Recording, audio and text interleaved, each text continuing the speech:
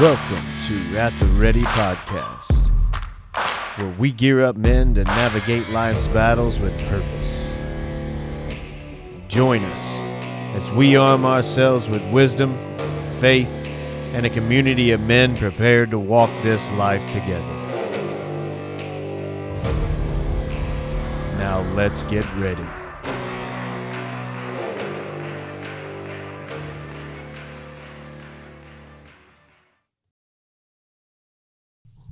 So we're back. We took a little break. We kind of left off with you're still trucking, but now you've moved back home, back to Western Kentucky. So kind of pick up where you are from there. And like I said, this is kind of your part in your story where I get introduced to your family. So we've had the tornado, 2021 tornado. For those who don't realize, that was a big tornado, like one of the biggest ones that hit this area in a long time. Yeah, they were. I think they're still like dancing between it. It was F4, F5, like, and I wasn't like directly involved by no means, you know. But I knew a lot of people that were either directly involved or went through it, you know. Yeah. So yeah, it went right through this town of Mayfield, Kentucky, and the bad part is that it hit like all the poor neighborhoods. Yeah. And at night. Yeah. It's kind of weird how it happened, and I'll tell my story one of these days in a couple episodes, but I was heavily involved that night, me and my wife, where we were both in situations where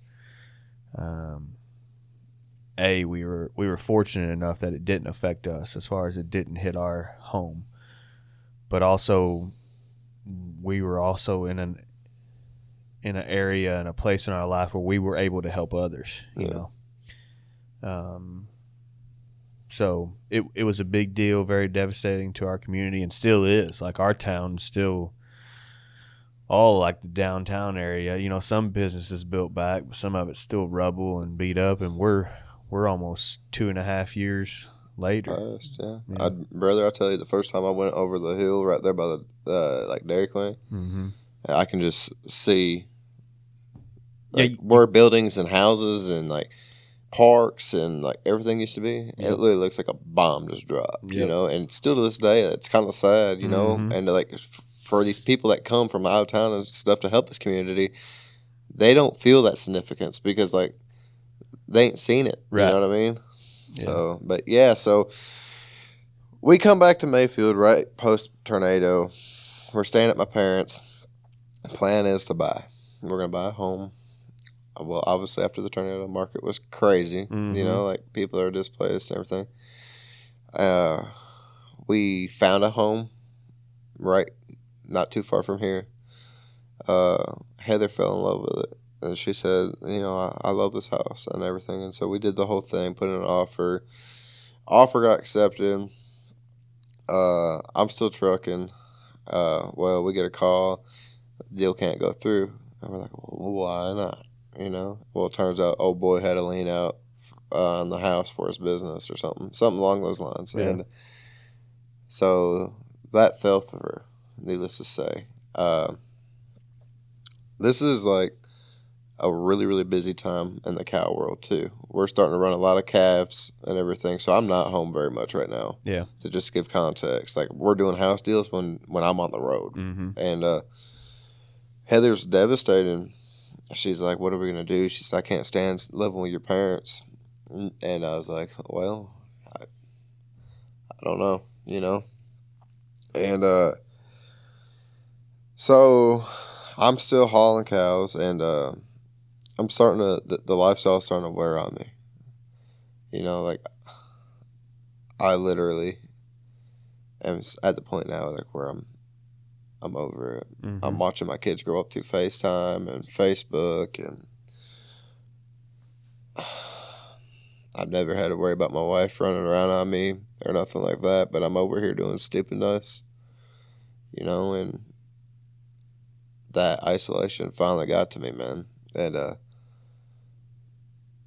I'll never forget, like, I was at Oklahoma City National Sale Barn, and right down there, it's like a historical sale barn. It's right downtown. It was nighttime, and I didn't get to load that night. And I can't remember what was going on. It was some sort of an event, but I went to call home and FaceTime home, and Heather answered, and the boys didn't want to talk to me. Mm. And I got off that phone, and I was like sobbing my eyes out. And for the first time, that suicide ideation came to like, I'm about to shoot myself in the head in this dang truck. Yeah. And I thought about it all night long, like, you know, my life's going fine, just fine without me. You know, my kids are growing up to be good. My wife living her life without me.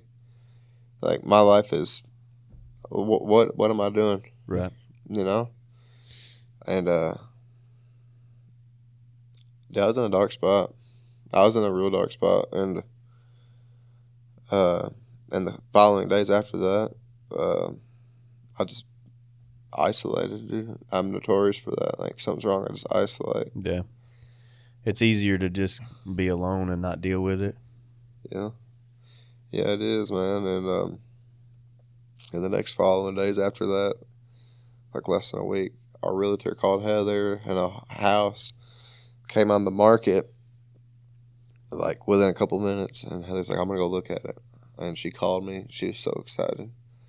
She was telling me, she said, Jake, this is perfect. This is it. And my son, who has apraxia, told her as soon as she pulled up, he got out of the car and looked around and said, Mama, this is home. Mm.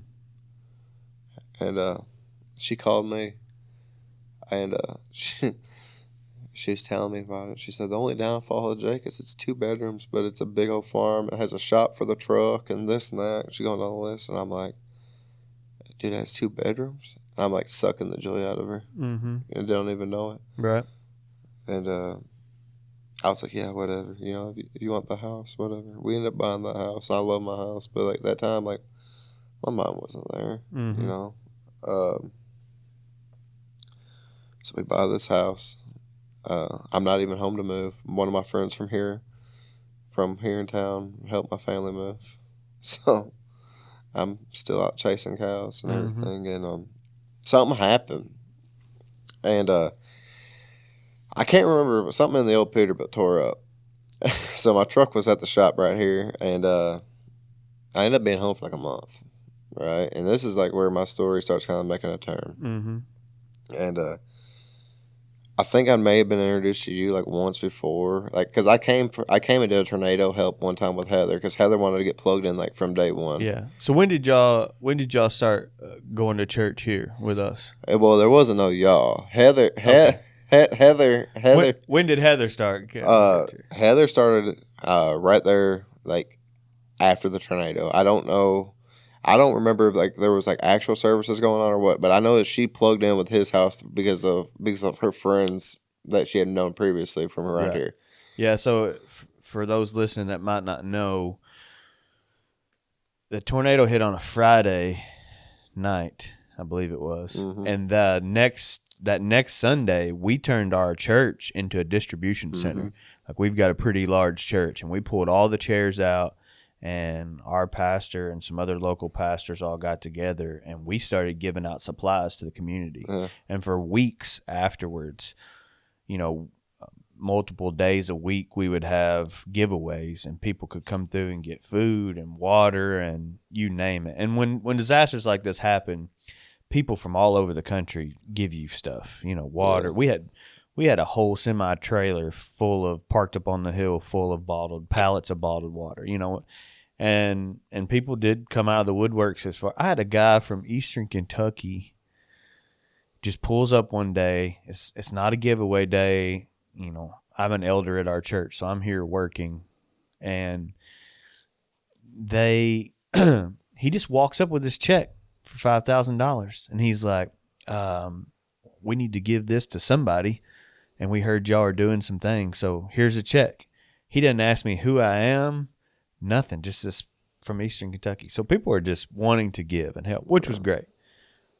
So Heather gets plugged in with our church. So we're not doing services on Sunday. No, I don't. We're serving all throughout the week. There's no weekend services going on at this time. So she got plugged in with a church and like his hands and stuff like that, and starts fellowshipping, networking, or whatever you want to call it, and she starts going to church pretty hot and heavy. And my wife, to give context, my wife has always been a woman of faith. She's straight a little bit, but this is like where she starts to come back hot and heavy, and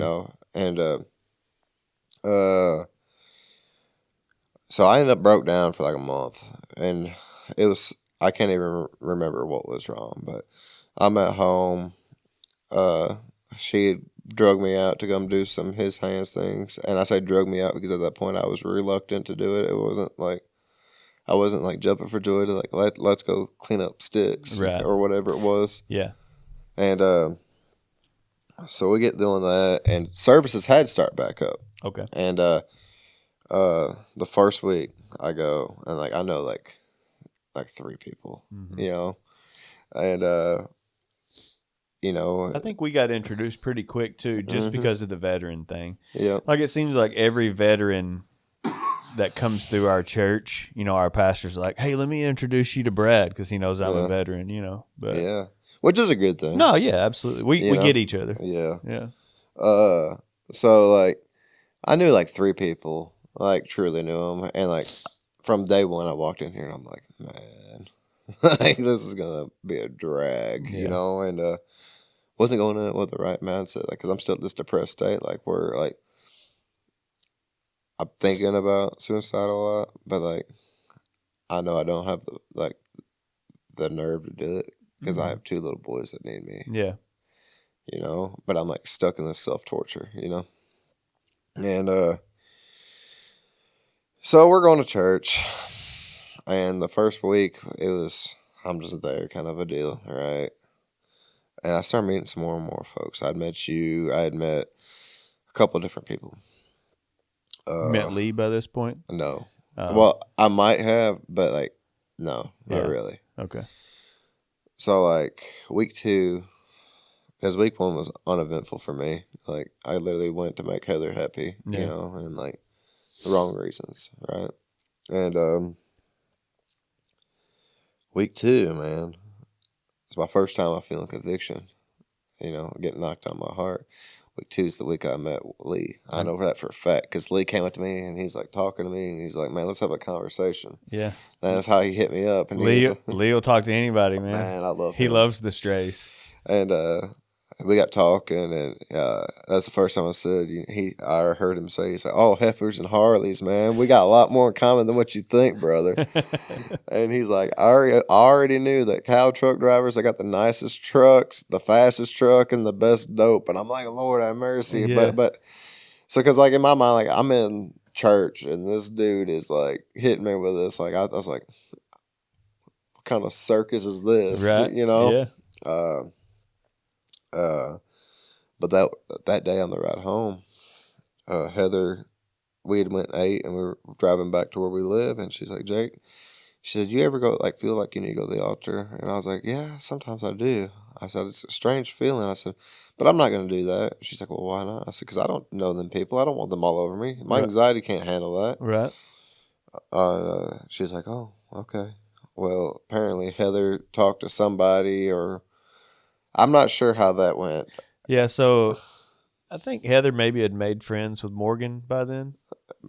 Friends of ours, Heather your wife had made friends, and through just talking, I think she brought up to some wives of, "Hey, my husband, he needs God, and he probably needs to go and have an altar experience and pray, but he's worried about people coming up and pray, because at our church, man, you're not ever going to pray alone. No, you won't. I mean, there are some good-hearted people, and they want you to know that you're not alone ever. And they're for real. Absolutely. Yeah, and that's important to point out. They're not up there just for a gimmick or for entertainment. Yeah. They're genuinely good folks. But like right now, at this point in my life, like I don't trust you. Yeah. Like don't be around me. Yeah. Don't touch me. Like yeah. We ain't doing that. Yeah. So Heather had brought it up to some wives about that, and it got to me and Lee and a couple of our small group, and I'm like, "Hey, tell him if he wants to go, we'll make a barrier around him. There'll be a couple of us men who will go up and stand and say, hey, he doesn't want anybody to pray. It's kind of one of those unwritten rules, and it's even said, like, if you want people to pray with you, you kind of go to the center. Mm-hmm. But if you want to pray by yourself, you go off to the sides. But it doesn't matter. Like, our people are so loving. You could crawl. Lee crawls underneath the TV like about half the time, and there's still people that'll crawl under the TV with him. I think you could crawl under the stage, and somebody would crawl under there with you, just so that you know you're not alone. Yeah. But anyways, go ahead, continue on. So that came about. I don't know how that transpired. Yeah. I wasn't really part of that. I think that was my first time to your life group there at the gym cave. Yeah. I wouldn't say I was hungry yet. I wasn't hungry for the word. I was still pretty depressed, man. Mm-hmm. I hated the man in the mirror. And when I say that, I mean it. I hated the man I had become. Yeah. And my wife deserved better. My kids deserve better, but I'm just a failure, Mm-hmm. And I didn't know what to do, So fast forward, we go to the next week at church. We get there. I meet Dave Mays for the first time, and he's the softball coach of our local church for the adults. And Dave comes up to me and he said, "Dude, I feel like I know you." And I was like, "Know me? What do you know about me?" Right. And he says, "I think the world of your wife." And he says, she's great, and I was like, "Okay, man." And he's like, "Yeah, I work at KSP." And I was like, "Okay, man, like, we ain't friends. Yeah. We don't use the same hall." Right. And I didn't tell him that, but, like, it was, like, evident, like, you're a po-po. Like, you're not my people. Like I stay away from people like you. Yeah. And but he did. He approached me, and that was the weirdest thing about, like, this church, like, because, like, I'd been in churches my life, but, like, as an adult, I hadn't been, Yeah. And so, like, I came to his house, and, like, I have a beard, tattoos. I don't look very friendly. I have, like just this expression all the time. Like, I just look ticked off, and that's not the case. And people would approach me. People would approach me, man. Mm-hmm. You approached me. Lee approached me numerous times. Mm-hmm. I'm telling you, Lee loves the strays. But anyway. And anyway, man, that next Sunday, it got a little bit real.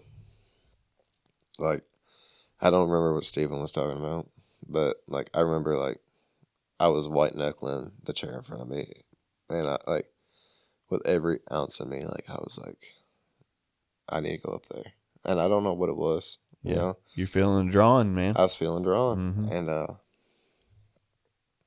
but I wasn't gonna give up. Because to me, that was like being weak. Mm-hmm. Why would I do that? Go back to life group, or I'm getting ready to get back to cow trucking. The truck's about a week out, and I'm excited to get back to work. Like, I'm losing my mind. I'm talking to you guys like, "Hey, I'm ready to go back to work," And meanwhile, like, I'm just ready to be alone, And this next week is when it got real, man. We got to church, same old thing, man. I walk in, like, shake hands, kiss babies, kind of a thing. Get me 2 bottles of water because I drink it like it's going out of style. Mm-hmm. We go sit down. Miss Natalie comes and asks Kelly. She's like, "Hey, my teacher didn't come. One of the kids' teachers didn't come. Can you fill in?" And she was kind of hesitant. She said, Yeah, I'll go fill in. So now I'm sitting in this whole row by myself. Brad, I can't tell you what Stephen talked about that day. I absolutely can't tell you. All I can tell you is that when we did, like, that final, like, invitation, when we did that final invitation, it was game over. I know that y'all were playing the song Gratitude. Mm-hmm. You, Michelle, Janica were up on stage. Like, I remember the distinct moment. I don't remember what was talked about, but I lost it, man. I threw my ball cap down, and I went up there, and I went to the left, because I always sit on the left, and I went there, and, dude, I was laying down 28 years of hell. 28 years of hell. I was sobbing, like moaning, like I was letting it out. Back to David Mays. Dave Mays came and he did that barrier thing, man. Mm-hmm. He had his arms around me and he told me, he said, "Hey, it's Dave," and he put his arms around me and he was praying in my ear the whole time. Couldn't tell you what he was saying. Yeah.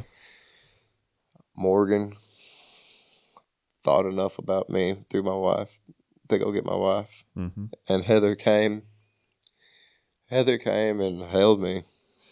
And I was letting it out, man.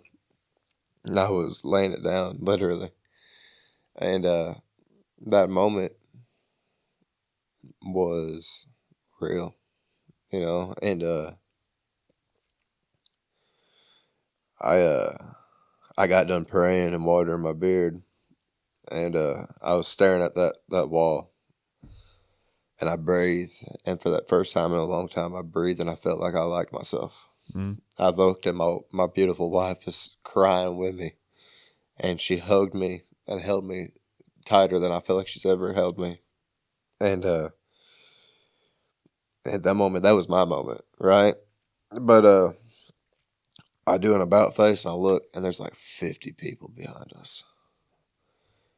50 people that loved Heather enough to know that this man needed every bit of power and grace and prayer from every one of us. Mm-hmm. And I don't know if it was 50 people, but like that day, like when I went up there, it seemed like half the church was whoop. Yeah.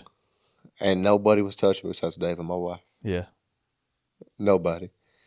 You know, and I got up and I turned around and I felt like Forrest Gump when he got done running. Like I turned around and I have like this herd behind me. You know, and like that was a special moment for me, man. That was a special moment in my marriage in my aspect because like, man, me and Heather we're like 7 years deep at this point, and I've done put her through straight up hell. Yeah.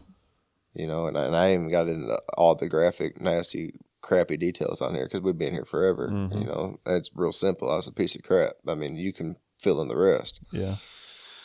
So I get saved that day. I meet old JC. He was baiting on my heart, and we introduced each other. You know, and I laid it down, man, and now I'm in this new believer stage. You know, like I got to learn some foundations and stuff. You know. Right.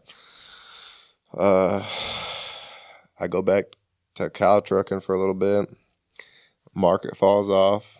And I'm like, well, I got bills, and I got a lot of bills now because now we had our own truck, our own authority and everything. Right. And I was like, well, I'm going to get a flatbed. You know, so I got a flatbed, and that's where I met Ricky. Yeah. Yeah. And I was blessed there, man. Your Uncle Ricky, he kept me busy and kept me home, you know, and that was a crucial point of my salvation. Yeah.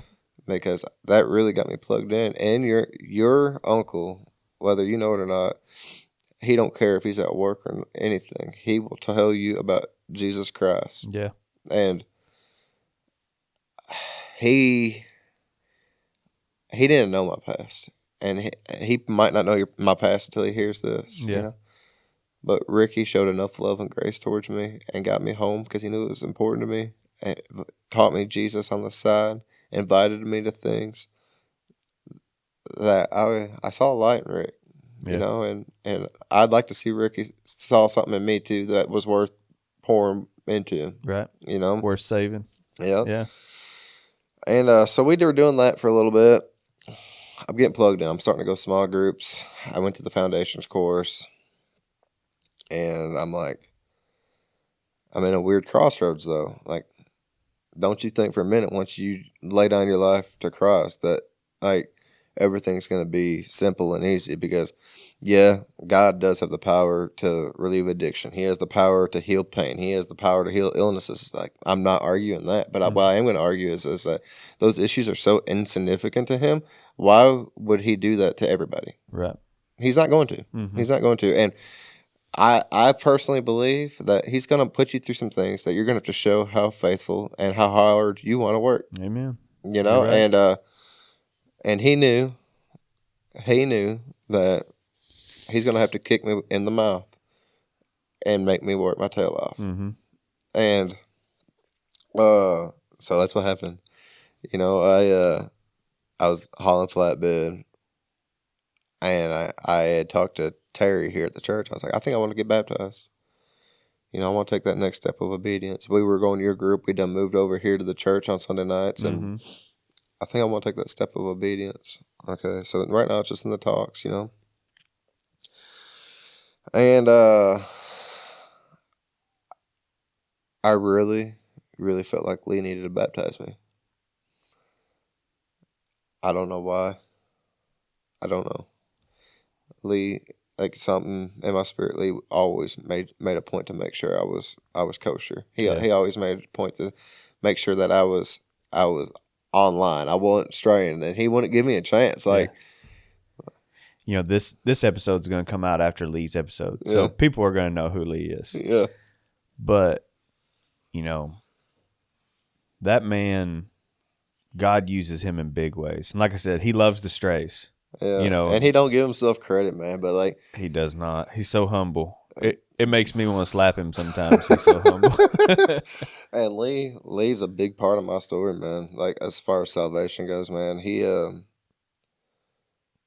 was just an average screw up like me that became a light for Christ, man. Yeah, and not that much sooner than you either, you know. But I think that's why God. He knows the story. He's a chess player, you know. He knows the end from the beginning, and so we go through the things in our lives that we do so that we can reach others. You know, if Lee hadn't come up to you that first day and said, "Boy, I tell you what I know about bull riders. You know, they got the fastest trucks and the best dope."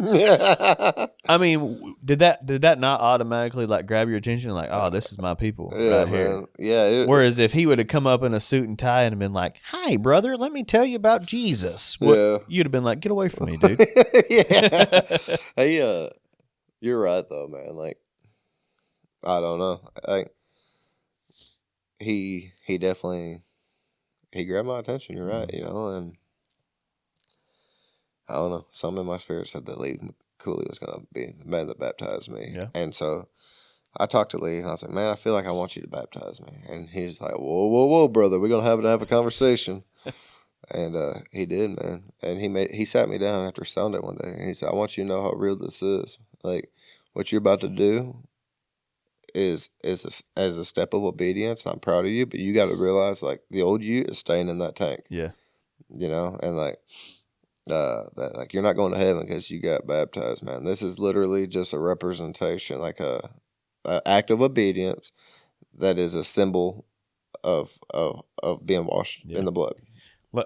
And let's talk about a man also who believes his faith to the core. Mm-hmm. And never and you know, he's talked about it on here.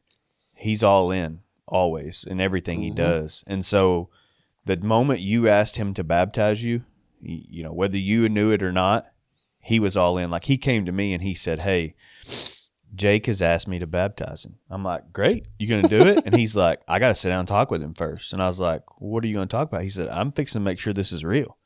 He's like, "We're not just gonna dunk this guy and without having some counseling first." And I was like, "Amen, brother. That's exactly what we should do, you know?" And he said, "And I feel like I should be the one. If I'm going to baptize him, I need to be the one to sit down and counsel him." And he was basically telling me and kind of asking my opinion. Like, "Do you think I should? Is this okay?" And I was like, "Go for it. You know, I trust you. You know what you're doing. Go for it." Yeah. And we did. We counseled, and I'm pretty sure.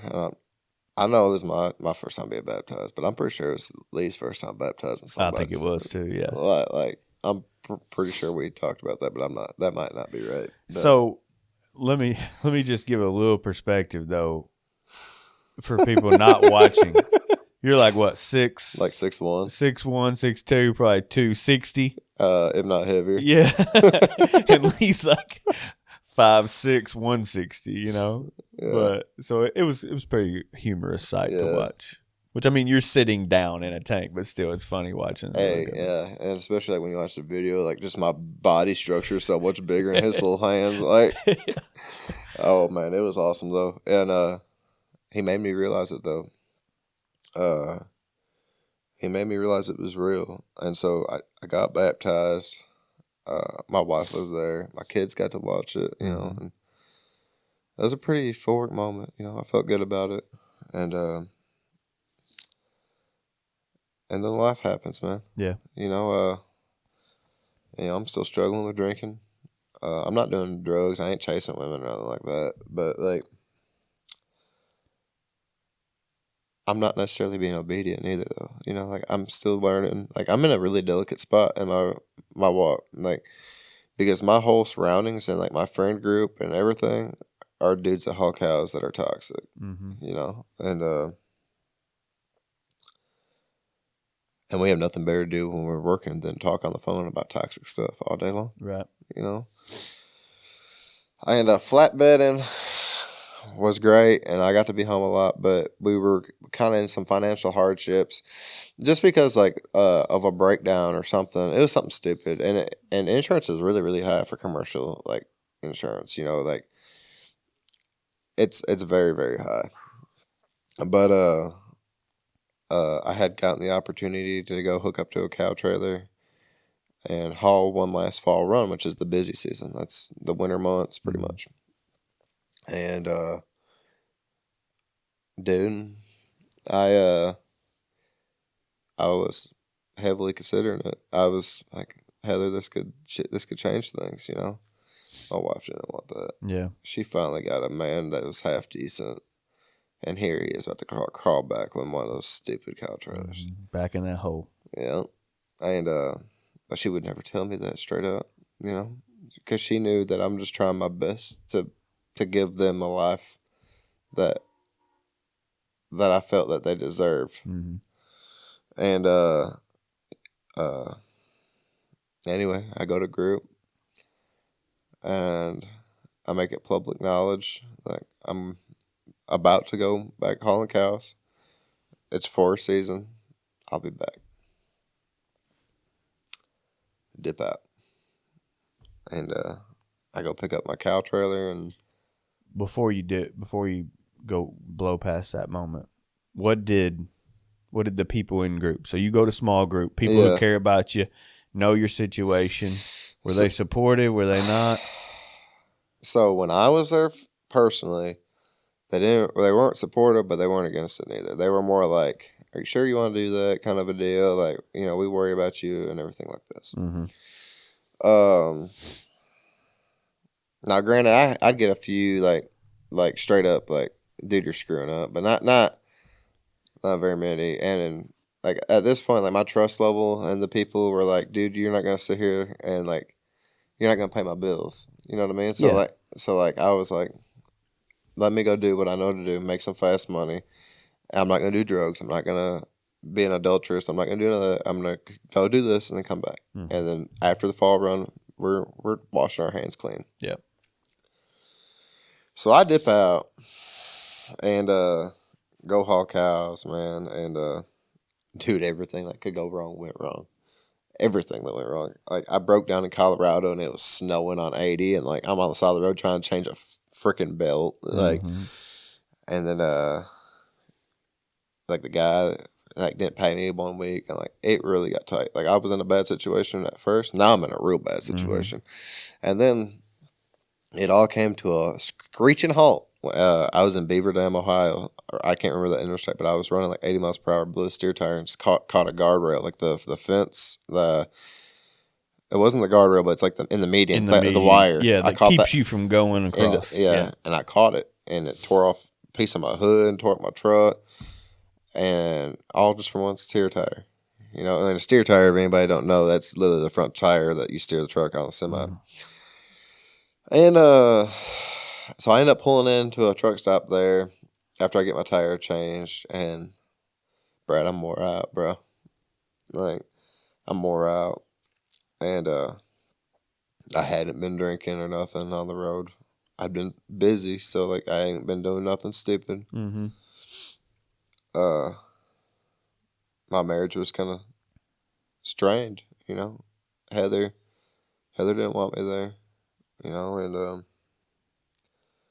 I was sitting there, and there was a bar across the road from that truck stop, and I was like, man, maybe I should just walk over there and tie one on and be all right.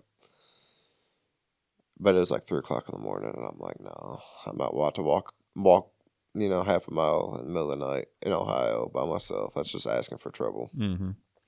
So I was sitting there, like, what am I gonna do? And I was just speaking out loud because I was so over it. Like, I was just talking it over myself, and I was like, I was going over these certain things, like, am I gonna fix it and everything? And I got to, I'm just going to sell everything. I'm going to go home. I'm going to wipe my hands clean. I'm going to sell it all.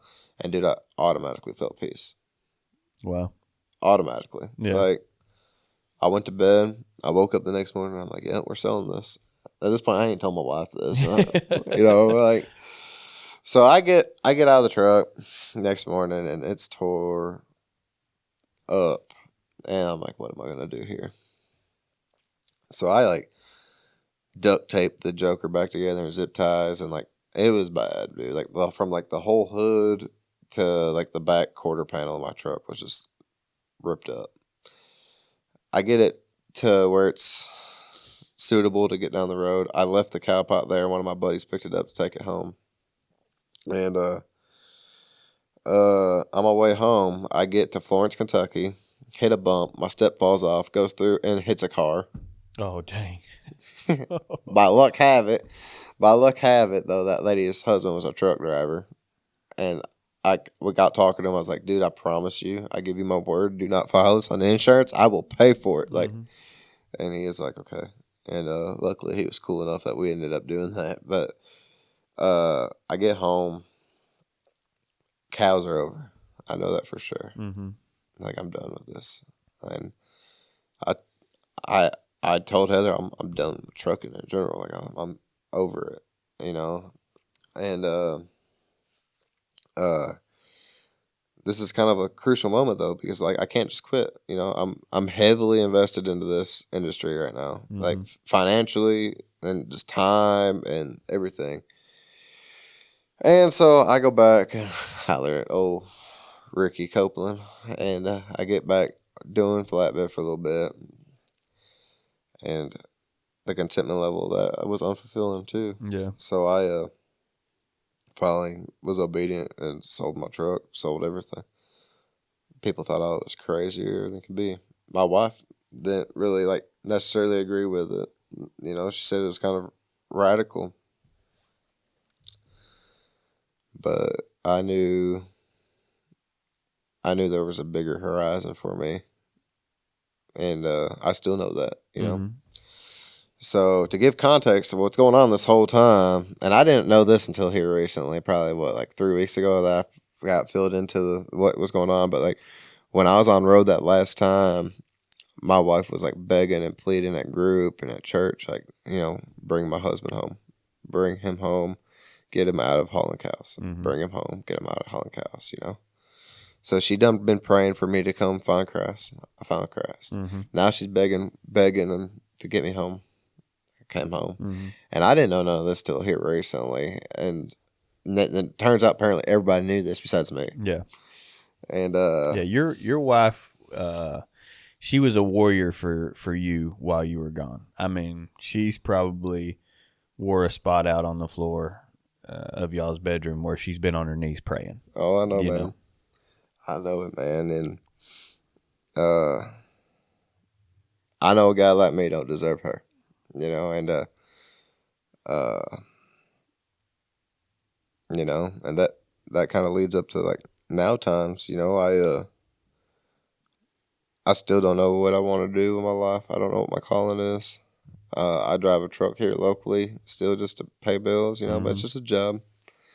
I've gotten plugged into the discipleship class. I teach middle school boys on Wednesdays and do men's breakfasts, and I'm here almost every Sunday. Every Sunday I can be, and I know God has a plan for my life, and not to throw out my business like that, but like right now, this season of my life, I'm paying for the bad things that I did in life. Yeah. And just because I'm saved and I'm forgiven by God and I forgave myself, you know, and I feel that love now. Doesn't mean I don't have collateral damage and that my wife still hurts and that she buried a lot of things and put up with a lot of nonsense for me, you know, and it's been problematic, man. I'll be real with you, man. And if there's one thing about it that I would tell young men that are like me, or even if they aren't like me, that's like, you know, even if you don't have a relationship with Christ and you're listening to this podcast, what you do at the beginning of a relationship, whether it's marriage or dating or whatever, will be there when you go on. Even if you change your ways, you know, like if I go kill somebody on the streets today, but I get reformed, I'm probably still going to be on death row. Yeah. I think one of our seasoned saints that's in the discipleship group that I lead, he had great advice for you the other night. You know, we were talking about this, which we're a group of men, you know, that just walk through life together. And, you know, he had some good advice for you. He said, Jake, you know, yes, you've been forgiven. You've changed your ways, you know, and I've seen you grow a bunch, you know, in this past year. He said, but there's consequences for our actions. Yeah. And he said, you know, Christ has forgiven you. You've forgiven yourself. You've made a turn for the better. You're doing the right things now. But you had 8 years or so of hell that you lived. Yeah. Now you've got to pay those consequences. Yeah. Yeah, you know, and yeah, he's right, man. Mm-hmm. He's right. And then like I talked to Lee, you know, that's the guy I go to when I need like some just biblical foundation, you know. And he told me, he's like, homie, you got to control your mind. He said, at the end of the day, he said, you're doing it right. But he said, that mind's like a freeway, man. It ain't stopping. He said, you got to control those thoughts. He said, you know, I heard that from Nate one time. And he said, about punched me in the mouth. And then when I heard it from Lee, I'm like, you know, brother, maybe you're right, you know. And yeah. I mean, you know, if we want to get biblical, in Galatians 5, Paul talks about how we battle our spirit and our flesh. Mm-hmm. And that's what he's talking about when he said, you got the mind, you got to take those thoughts captive. That's your flesh. Absolutely. You know, our flesh is sinful. Even when we come to know Christ, we still live in this meat sack, and it's flesh and it's sin and it's nasty. Yeah. Right? And we've been redeemed, but it's still that battle until the day we die. Absolutely. You know, and that's what the sanctification process is. That's the process of us cleaning our lives up. And you're still new to that, you know. Oh, I am, man, and I know that, and but there's hope. Oh, absolutely. You know, there's absolutely hope, and God's walking with me now, and I know that for a fact. You know, I know that I'm put on this green earth to do something much broader. Mm-hmm. You know, I've been put through the situations that I've been put through. I've lived the life I've lived to reach a crowd that might not be unreachable to somebody. Yeah. You know, and I've seen that happen before my eyes, you know. Mm-hmm. And it goes into like Romans 6, and I forgive me, but I don't remember exactly how it goes, but it says like the fruits that you possess when you're lost, you know, you now are ashamed of them, you know, and that makes you a slave to sin. But now that you are forgiven and washed in blood, you are a slave to Christ, and that you are washed again. You know, I hold on to that verse because like I'm so ashamed of my past, you know, like,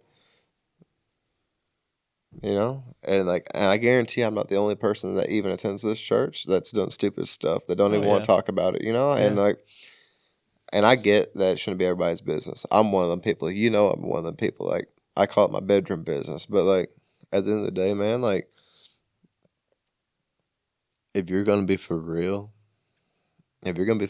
for Christ, and you're going to start transforming your marriage into like a biblical standpoint marriage, and not even just your marriage, but even just your life, because you can't have a biblical marriage until you have a biblical life yourself. And when you start doing all that, like, you're going to need accountability. You're supposed to have your brotherhood, you know, and I struggle with that, you know, like it took me a while to lean into you guys, like, but when I did, I leaned heavy, and y'all didn't break, you know. And if anything, like I had an incident one time, like a dude that had attended church here, and I'm not gonna say his name, had posted something stupid on social media that was worrying, you know, where I'm like, oh, dude. So we had reached out, And needless to say, he was going through a mental crisis. That's the best way to put it. Yeah, that's a good point. And so, like, it's like midnight, and I drove out to his house and everything, and I got to his house, and I'm banging on the door, and me done made contact. He knew I was coming. Banging on his door. No answer. And, like, my heart automatically sank. That put me right back in that barracks. Mm-hmm. And I didn't know what to do. So I called the law and came, and luckily, nothing of it, but you got to reach out, man. I remember you telling us this story later, and I think I chewed your butt a little bit for going by yourself. I said, "Hey, you have a brotherhood now. You don't just go do these things alone anymore." I remember saying that exact thing, but I remember you telling the story later and was like, "Here I am standing outside this door, and all I can think about is that barracks or that guy who took his life with the shotgun, And I knew I couldn't go in. Yeah, I could not go in. And then you said you called the law, and luckily, the law enforcement officer that came was very good, and everything was done by the book. And you potentially saved that man's life. Maybe, but it wasn't me. Yeah, it was me being obedient, because if I'm being real, my kids were in bed, me and Heather were wound down. We're about to lay in bed and just hang out, and like midnight, I see this on Facebook, and my wife's like, "Jake, you need to go talk to him." That's the kind of wife I have. Yeah. But, and I'm glad I did. Like, the suicide thing's getting out of hand. It absolutely is. And the reason why it is because men like myself, men like you, men in general, they don't want to let down that guard. They don't want to put that pride aside, I looked at it before coming on this interview. It's like 16 veterans a day are killing themselves. Wow. Looking like farmers are 3 times more likely to kill themselves than the average citizen. The average suicides going on right now are between the ages of 10 and 14. And I think it was 26 and 31. 10 years old, man. That's crazy. That's like little boys. Yeah. I mean, I've got a son who'll be 10 in June. Yeah. And like, there's so much more to life, and until we can somehow crack the system and let people know, like, hey, it's okay to lean on somebody, because you lean on them, they're not going to break. Mm-hmm. They're not going to fold, I just think we have to redefine what we need. And this is why I say this. I'm listening to your story, and your whole life you've been searching for a brotherhood. Yeah. Right? So go back to high school. You're running around with a bunch of hellions. Yeah. Right? Because you want that camaraderie and you want that brotherhood. We are people, the human race in general, we're made for fellowship. Mm-hmm. But what we have to decide is what kind of fellowship. So you're running around with the hellions, and then you join the military. Mm-hmm. Right? And then you develop a brotherhood. You even said, like, when I'm in this, I'm in it fully. I'm worried about my guys. I'm doing all these things. You get out of the military, you do the lineman thing. Even when you're hauling cows, you're still hanging out and talking to other cow haulers, right? You kind of got a brotherhood. And then fast forward, in the times that you were at your lowest is when you were alone. Absolutely. Absolutely. And, like, the one thing that, if somebody got anything from me at all, man, is that don't be alone. Mm-hmm. From Genesis, it says man shouldn't be alone. Yeah. And...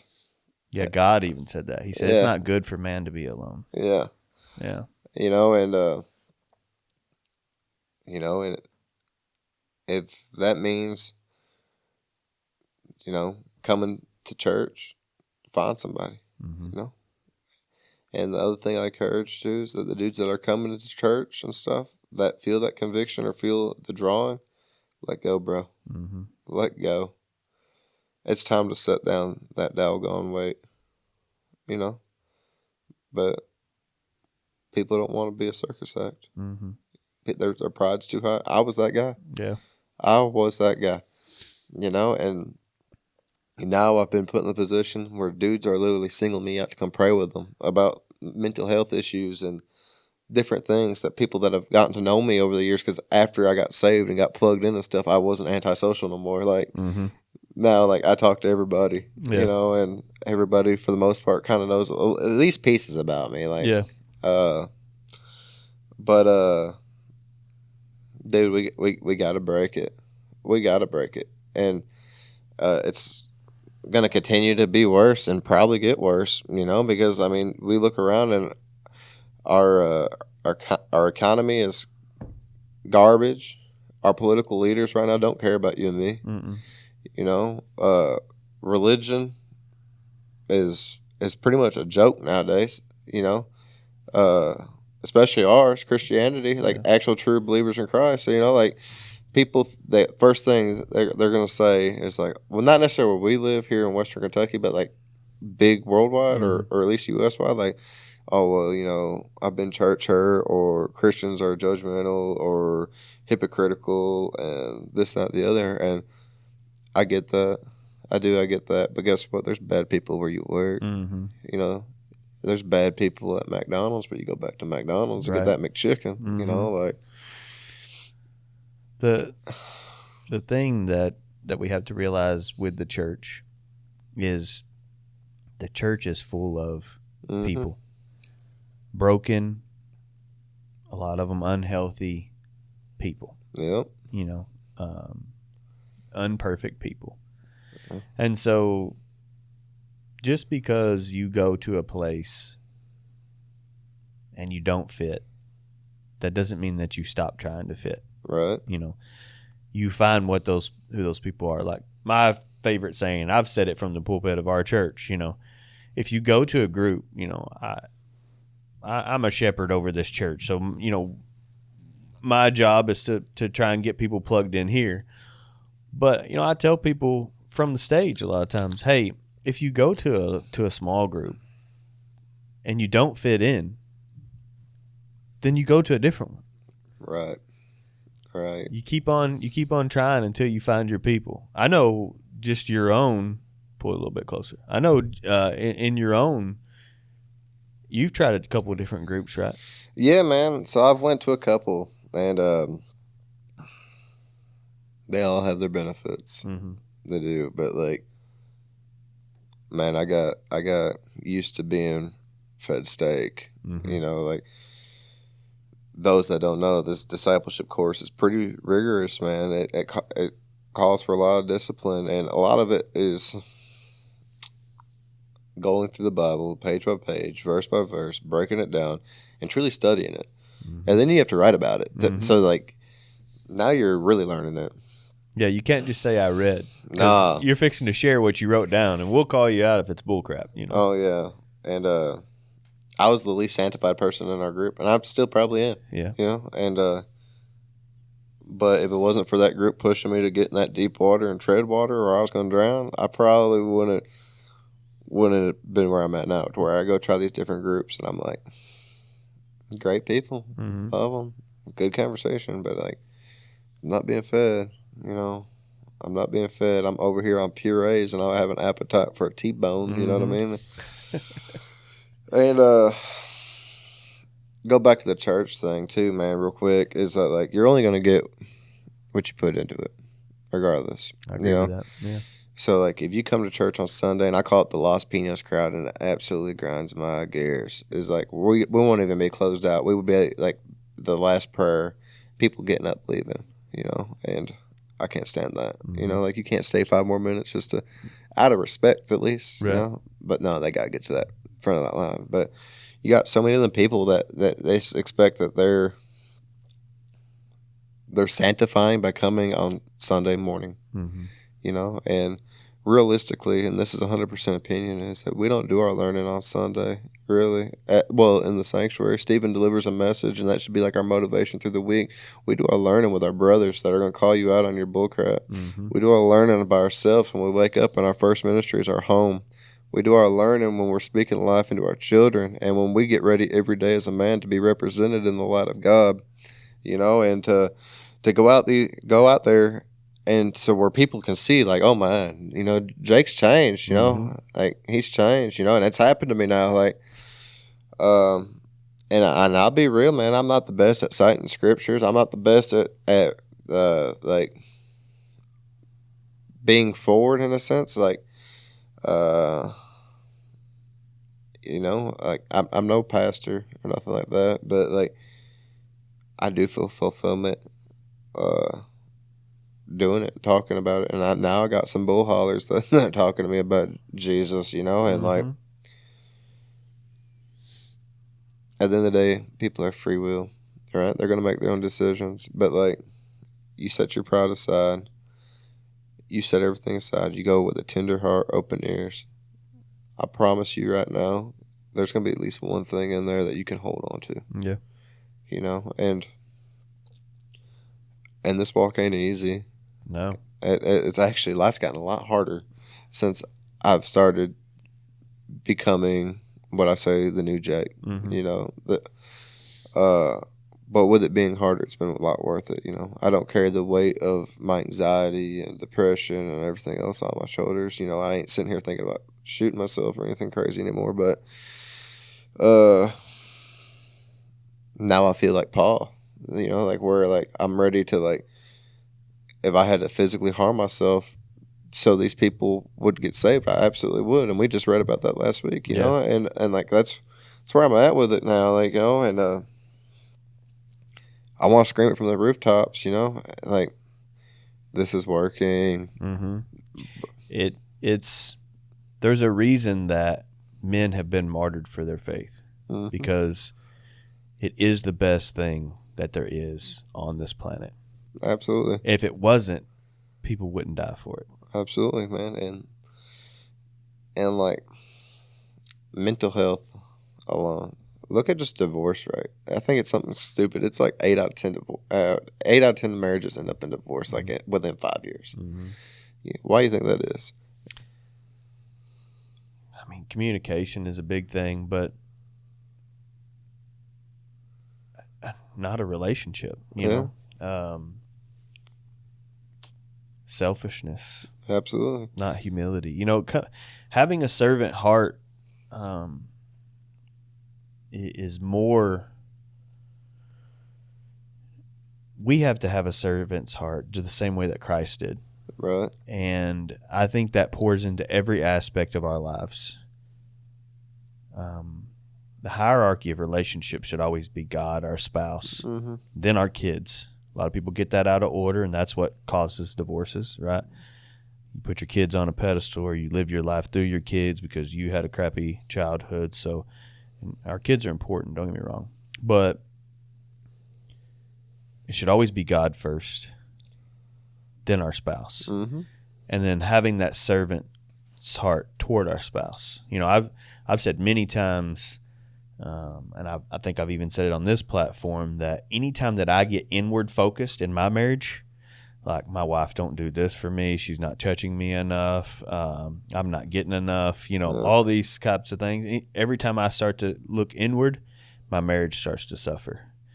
And then usually it's a gut check of the Holy Spirit. Like, you ever think about what you've done for her? And then once I start serving my wife, regardless of how I feel, if I get home and I'm ticked off, if I would just start with serving her, whatever that might be. Maybe as simple as a kiss, rubbing a foot, whatever the case may be. Cleaning up. My wife's, two big love languages are physical touch and quality time. And when I say physical touch, I don't mean sex, hopefully for me it leads to that, but not always. She just wants to be, feel loved. And when I do that, when I serve her, then I quickly realize, now she's fulfilling my needs as well, because she's feeling me. So I think that's a lot of it. We get inward focused. Mm-hmm. That, my wife, she's not keeping a good house. She's not doing this. Well, when's the last time you told her good job on doing the dishes? Right. I think you're absolutely hitting it right on the nail, man. And I think that we, as a society, men and women, idolize things and don't even realize it, and that comes to a hindrance. I believe that, like, for my age group, like, divorce is normal. You know, I guarantee you, I'm a product of it. You know, me too. You know, and I've been in a divorce. You know, like it's thrown around. That's thrown around, and then you get on Facebook, and that's garbage. You know, you get on TikTok, that's garbage. Like we live in like a toxic cesspool of like that doesn't want that. You want, and I think truly in my core, in my spirit, I think it's because a foundational, strong faith in God relationship is unbreakable. You know, like there's no mountain that we can't get over if both of us have our heels dug in for Christ. You know, and like even in my marriage right now, I know my wife loves Christ. I know my wife loves me. I know right now she's doing some healing stuff about doing some stuff that I've done in the past, you know, and I'm not discrediting her emotions or anything, and I wish I could take her pain away, but I feel at peace in my soul and spirit that we're going to come out on the other side stronger, you know, and it took me a minute to get there. I'm not going to sit here and say that just happened overnight, but, you know, you're right, dude, like, the love languages, that's something very important for a man, you know, like my wife's is acts. She likes physical touch. She likes to get her massages, but mainly acts, you know, and she likes it when I clean the house and don't do like a half like sweep up job, you know. But acts of service is a big one. Are you just doing things without me asking? You know, or begging or yelling or nagging? Yeah. And I think a good partner like that, like, will make you blossom as a man. You know what I mean? Yeah. Like it's so much easier for me now, even going through like I'm going through right now. But like, it's so easy for me to go help somebody else. It's so easy for me to just to go and like even doing something like I love like duck hunting or going to the races and talking to somebody. Be like, hey man, you ever heard about Jesus? I can't quote the scriptures, but I tell you what he done for me, huh? You know, and man, that's the beauty of a testimony. You look at the man who was possessed by the legion of demons, right? Jesus heals that man. He exorcises all those demons, and when he goes to, you know, the townsfolk, they run him off because he killed all their pigs, you know. And when Jesus goes to leave to go back to the other side of the lake, go back to Capernaum, that man who Jesus healed, he said, "Can I go with you?" To which Jesus replied, "No. You need to go back to where you came from and tell everybody what I've done for you." You know, that's all he's commanded us to do. You know, go. If you don't know it, if you don't know any Bible verse, but John 3:16, that's great. Tell them what God's done for you. In your own personal life. And like, that's exactly what you're doing right now. Yeah. You know, you can go and see the guy at a race or at a rodeo and say, hey, have you heard about Jesus? But what are you doing for the people who are watching or listening to this? You're saying, look, you're giving the long version. You're painting a picture here. You know, you're not doing the short story, but. Yeah, man. You're absolutely right. Painting the picture, you know, and I hope somebody I hope it falls on one person's heart. You know, I'm a nobody. You know, I'm weak. I'm made of the flesh, born again. I'm not proud of my past by no means, but I'm a normal dude. I'm 100% normal. I've been exposed to things, done things that I'm not proud of, and I guarantee somebody that's gonna have the opportunity to listen to this podcast is going to be right in the same boat as me, you know. And if I could talk to just that one person, I'd say the first thing you need to do is, if you don't know Jesus, go get plugged in and meet Jesus, because that will be the first step that will automatically change your life from that point. Now your life's going to go through a roller coaster at that point, but if it's genuine in the heart and you believe it and you have faith in that, your life will get better. That's right. And it will become difficult in different ways. You'll have to prune your life. You'll have to cut them people away from your life that are toxic, man. You know, that are still living the worldly way, you know. And that's where people get like, oh, Christians are hypocrites, you know. No, not everybody's a hypocrite, you know. Like, I know that I used to be a screw up. I will stand here and tell you I used to be a screw up, but like I'm getting better. Mm-hmm. I'm getting better, you know, and I'm not going to sit here and say that I'm perfect today because I'm absolutely not. There's times my mouth gets the best of me. My tongue is crazy, or my mind, or me saying foul words. You know, like I'm still a work in progress, but I'm going to be a painting that Jesus made that's going to be beautiful at the end. That's right. You know, and that goes with you. It goes with anybody. As long as you're being obedient and trying and staying fed in the Word, and you understand it, and you're leading by example in your family, because that's your first ministry. Mm-hmm. That's all you can do, man. Amen. So, what was your last thought as we land this plane here? What's your last thought or your last advice for a man who's out there and he's struggling like you were? What's your? I know you said if you don't know Christ, you know, obviously that's step number one. yeah. You know, just lay it all down at the cross. Yeah. You know. But there are also Christians who are struggling. Absolutely. So what would be your, if you had to give one advice, what would it be? Don't fight alone. Absolutely don't fight alone. You can be a Christian or lost as lost comes. Don't fight alone. Mm-hmm. But to say that, though, we need to take them serious. You see something on social media, you hear something, you realize a pattern or something, do something about it. Mm. Because guess what? You can't do nothing when you're putting them in a grave. Yeah. You can't. And too many times we have people, and it's happened to our community. Yeah. People begging for help, and we don't do nothing. Yeah. You know, or better yet, you could be kin to them, see it, and not do nothing. Yeah. You know, and you got to do it, but don't fight alone, man. Yeah. You need a foxhole friend. Yeah, you do.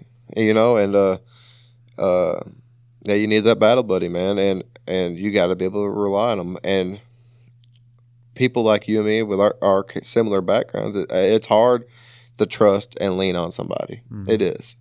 But I'm telling you right now, set your pride aside. Realize that you need help, you know, and because at the end of the day, it's just going to spiral out of control, you know. And I know that from being there. Mm-hmm. I was in my truck ready to shoot myself in the head, you know, like, and I have 2 kids, a wife. I'm living from the outside looking in. I'm living the American dream. Yeah. I have my own business. I'm doing what people think. I got a bunch of money. I got a house, all this. I got a nice vehicle and everything, but I'm losing my mind. Mm-hmm. So even though that a man or a woman might be wearing a smile, you don't know what's inside their heart. That's right. You know, so don't fight alone and reach out. You know, reach out. There's no excuse. You know, and it's getting out of hand. Yeah. Because even small towns like ours, man, we're seeing it left and right. You know, and yeah, and I would just add to that for men in general, because I'm hoping that a lot of men listen and hear what we're saying, is that it's not unmanly to ask for help. No. Or to have a couple of brothers that you can lean on to say, I'm struggling, and I need to talk, I need help, I need guidance, I need whatever the case may be. It's not unmanly to do that. And if you have the right group of friends around you, they're not going to make you feel that way. No. I mean, and I'm asking because I genuinely want to know, at any point, did you ever feel like that with our group of friends that you were able to lean on? Man, so when I first started, I kind of struggled with trust a little bit, you know, and it was just unfamiliar, you know. And after that one incident where I went to old boy's house and I got hemmed up, y'all held me accountable. Jake, you don't need to be in a situation like that. That could have turned lethal, you know. And I'm like, well, daggone, man, it's midnight. I ain't trying to call you at midnight. But what that was doing right there was saying, dude, I'm here. Yeah, I'm here. I will go with you. So, like, when bigger things arise, you know, it's easier for me to be like, I'm struggling. You know, I'm starting to sink, bro. Like, I need to get my eyes fixated on Jesus, but my eyes are underwater. Like, I need an arm, you know, and like mental health's like carrying a log, you know, like unless your buddies that are putting out too with you trying to carry that weight, you let go, it's gonna hit you in the head, man. And why carry it by yourself? Because eventually you're going to buckle. Yeah. and you might not commit suicide. You might be, but it might lead you down a rabbit hole of drinking, alcohol, whatever it is, man. But none of it's good. I promise you that. Yeah. And I don't know, man.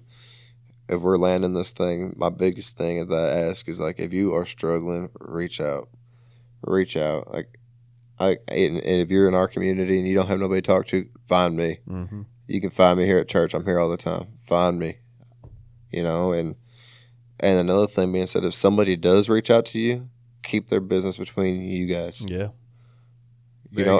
Unless it needs to be brought to, like, legality wise, mm-hmm. don't go out running and gossiping. Mm-hmm. We ain't the Golden Girls. Right. And there's nothing funny about a man crying and laying it down. There's nothing funny about it. No. And there's no reason for you to be going and smoking and joking about it. And I think that's one of the big parts of why dudes don't lay it down. Yeah. But, and we can do better. We need to do better. Everybody needs to do better. I need to do better. I agree. I could do better. And stop sucking. Yeah. I mean, that's what it comes down to. We are sucking as a population. Like, why wouldn't we check on our neighbor? Why wouldn't we love them and nurture them? It's getting out of hand, man. And it's a shame. I think I do see the turn, though, with just things like this. Yeah. The internet is full of podcasts of guys like me and you talking about things like this. Yeah. It's not very popular in our area, which is why I started this one. But I see a turn. Mm-hmm. And so I love your message, stop sucking, because that's what we're doing. Yeah. But I do see a shift and I see a turn. Yeah. So I'm optimistic, but the work is not done. No, it's just started. And it'll never be done, man. No, you're right. We live in a fallen world. Yeah, we do. Yeah. And it'll never be done. But until everybody's putting out, like, somebody on that log, mm-hmm. Like, we're just sucking, mm-hmm. And I'll tell you right now, Jesus don't want us to suck. No. And that's all I got to say about that, man. Mm-hmm. All right. Well, I think that was a good episode, man. I appreciate you coming. I'm honored, brother. I look forward to having you back. We'll do some squared circle together or some other things, but let's pray this thing out and leave it at that. Absolutely, man. Go ahead. All right. Dear Lord Jesus, thank you for letting us come together today, Lord. Lord, we're asking you to forgive us for where we failed you, Lord. And Lord, I'm just thankful for my brother Brad and taking over this ministry. Lord, I know this thing's going to blow up.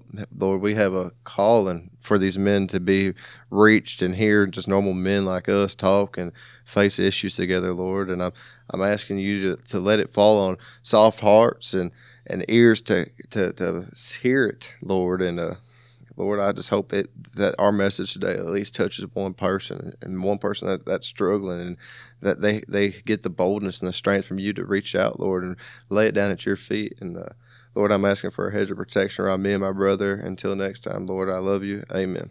Amen. Until next time, stay ready.